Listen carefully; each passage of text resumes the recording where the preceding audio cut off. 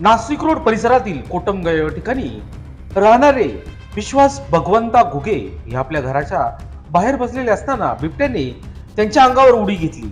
त्यांनी लागलीच बिबट्याला जोरात दोन्ही हाताने बाजूला फेकले व पळत सुटले.